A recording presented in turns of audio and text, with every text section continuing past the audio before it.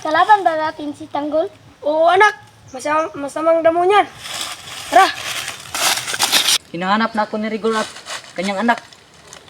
Baka dumating yun. anak, nandito si Tanggol.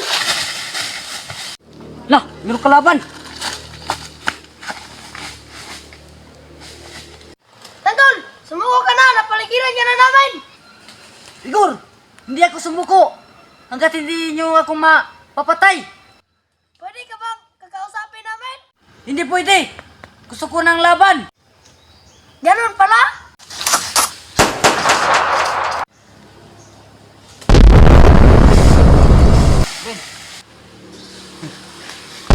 Tay, may tama ka! Anak! Gigawin ito. Anak! Natama ikaw! Anak! Anak! Ayaw ka Tanggol! Wala na pala akong bala. Tay talaga akong nanipudol. Wala na akong bala. Hanggang ka lang. Huwag Tanggol, mababawa mo ako. Ah!